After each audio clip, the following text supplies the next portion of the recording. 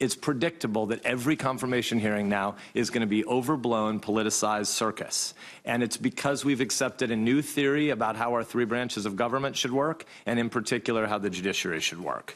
What Supreme Court confirmation hearings should be about is an opportunity to go back and do schoolhouse rock civics for our kids. We should be talking about how a bill becomes a law and what the job of Article 2 is and what the job of Article 3 is. So let's try just a little bit. How did we get here, and how can we fix it? I want to make just 4 brief points. Number 1, in our system, the legislative branch is supposed to be the center of our politics. Number 2, it's not. Why not? Because for the last century, and increasing by the decade right now, more and more legislative authority is delegated to the executive branch every year. Both parties do it. The legislature is impotent, the legislature is weak, and most people here want their jobs more than they really want to do legislative work, and so they punt most of the work to the next branch. Third consequence is that this transfer of power means the people yearn for a place where politics can actually be done. And when we don't do a lot of big, actual political debating here, we transfer it to the Supreme Court. And that's why the Supreme Court is increasingly a substitute political battleground in America. It is not healthy, but it is what happens, and it's something that our founders wouldn't be able to make any sense of. And fourth and finally, we badly need to restore the proper duties and the balance of power from our constitutional system. So, point 1, the legislative branch is supposed to be the locus of our politics, properly understood. Since we're here in this room today, because this is a Supreme Court confirmation hearing, we're tempted to start with Article 3. But really, we need Article 3 is the part of the Constitution that sets up the judiciary. We really should be starting with Article 1, which is us. What is the legislature's job?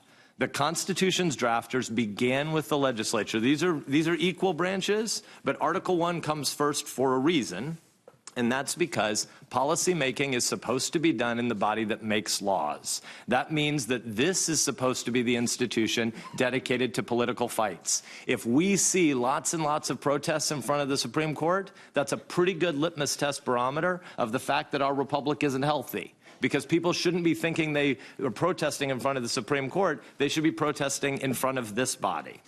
The legislature is designed to be controversial, noisy, sometimes even rowdy, because making laws means we have to hash out the reality that we don't all agree. Government is about power. Government is not just another word for things we do together. The reason we have limited government in America is because we believe in freedom. We believe in souls, we believe in persuasion, we believe in love, and those things aren't done by power. But the government acts by power. And since the government acts by power, we should be reticent to use power. And so it means when you differ about power, you have to have a debate. And this institution is supposed to be dedicated to debate and should be based on the premise that we know since we don't all agree, we should try to constrain that power just a little bit, but then we should fight about it and have a vote in front of the American people. And then what happens? The people get to decide whether they want to hire us or fire us. They don't have to hire us again. This body is the political branch where policymaking fights should happen.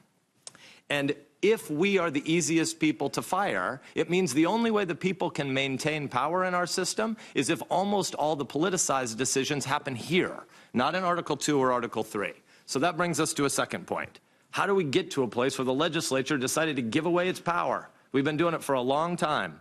Over the course of the last century, but especially since the 1930s and then ramping up since the 1960s, a whole lot of the responsibility in this body has been kicked to a bunch of alphabet soup bureaucracies. All the acronyms that people know about their government or don't know about their government are the places where most actual policy making, kind of in a way lawmaking, is happening right now. This is not what Schoolhouse Rock says.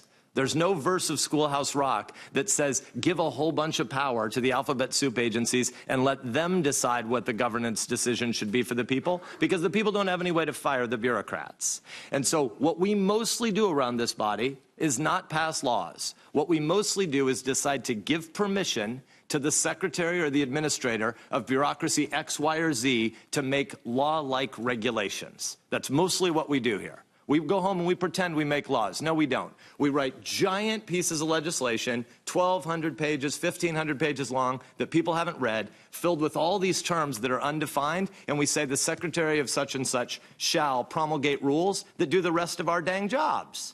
That's why there's so many fights about the executive branch and about the judiciary, because this body rarely finishes its work. And the House is even worse. I don't really believe that. It just seemed like you needed to try to unite us in some way. So I admit that there are rational arguments that one could make for this new system.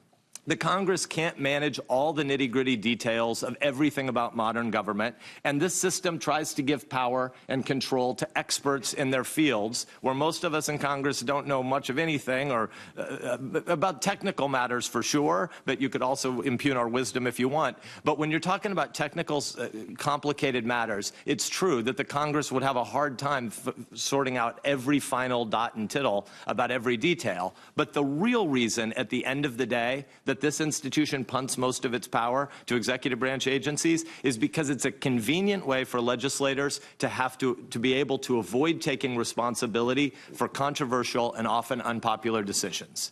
If people want to get reelected over and over again, and that's your highest goal, if your biggest long-term thought around here is about your own incumbency, then actually giving away your power is a pretty good strategy. It's not a very good life, but it's a pretty good strategy for incumbency. And so at the end of the day, a lot of the power delegation that happens from this branch is because the Congress has decided to self-neuter. Well, guess what? The important thing isn't whether or not the Congress has lame jobs. The important thing is that when the Congress neuters itself and gives power to an unaccountable fourth branch of government, it means the people are cut out of the process. There's nobody in Nebraska, there's nobody in Minnesota or Delaware who elected the Deputy Assistant Administrator of Plant Quarantine at the USDA.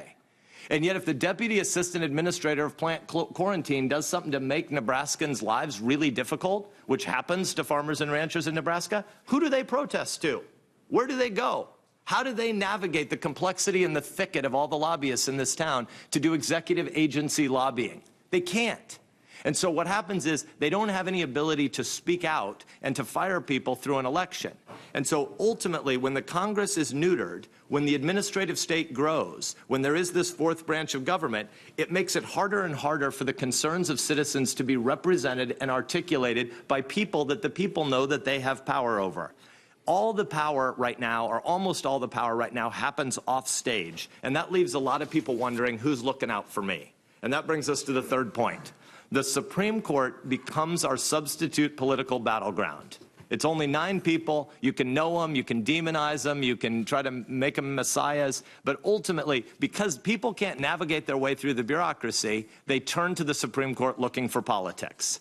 And knowing that our elected officials no longer care enough to do the hard work of reasoning through the places where we differ and deciding to shroud our power at times, it means that we look for 9 justices to be super legislators. We look for 9 justices to try to right the wrongs from other places in the process. When people talk about wanting to have empathy from their justices, this is what they're talking about. They're talking about trying to make the justices do something that the Congress refuses to do as it constantly abdicates its responsibility. The hyperventilating that we see in this process and the way that today's hearing started with 90 minutes of theatrics that are pre-planned with certain members of the other side here, it shows us a system that is wildly out of whack. And thus a fourth and final point.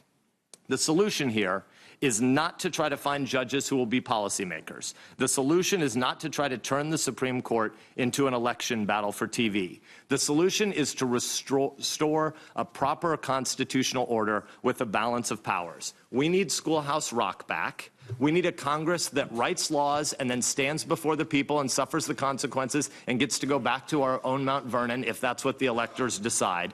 We need an executive branch that has a humble view of its job as enforcing the law, not trying to write laws in the Congress's absence. And we need a judiciary that tries to apply written laws to facts and cases that are actually before it. This is the elegant and the fair process that the founders created. It's the process where the people who are elected, 2 and 6 years in this institution, 4 years in the executive branch, can be fired because the justices and the judges, the men and women who serve America's people by wearing black robes, they're insulated from politics. This is why we talk about an independent judiciary. This is why they wear robes. This is why we shouldn't talk about Republican and Democratic judges and justices. This is why we say justice is blind. This is why we give judges lifetime tenure. And this is why this is the last job interview Brett Kavanaugh will ever have. because he's going to a job where he's not supposed to be a super legislator. So the question before us today is not what does Brett Kavanaugh think 11 years ago on some policy matter. The question before us is whether or not he has the temperament and the character to take his policy views and his political preferences and put them in a box marked irrelevant and set it aside every morning when he puts on the black robe. The question is, does he have the character and temperament to do that? If you don't think he does, vote no. But if you think he does, stop the charades. Because at the end of the day, I think all of us know that Brett Kavanaugh understands his job isn't to rewrite laws as he wishes they were. He understands that he's not being interviewed to be a super legislator. He understands that his job isn't to seek popularity. His job is to be fair and dispassionate. It is not to exercise empathy. It is to follow written laws. Contrary to the onion-like smears that we hear outside, Judge Kavanaugh doesn't hate women and children. Judge Kavanaugh doesn't lust after dirty water and stinky air. No, looking at his record, it seems to me that what he actually dislikes are legislators that are too lazy and too risk-averse to do our actual jobs. It seems to me that if you read his 300-plus opinions, what his opinions reveal to me is a dissatisfaction, I think he would argue a constitutionally compelled dissatisfaction, with power-hungry executive branch bureaucrats doing our job when we fail to do it. And in this view, I think he's aligned with the founders. For our Constitution places power not in the hands of this city's bureaucracy, which can't be fired, but our Constitution places the policy-making power in the 535 of our hands because the voters can hire and fire us. And if the voters are going to retain their power, they need a legislature that's responsive to politics, not a judiciary that's responsive to politics. It seems to me that Judge Kavanaugh is ready to do his job. The question for us is whether we're ready to do our job.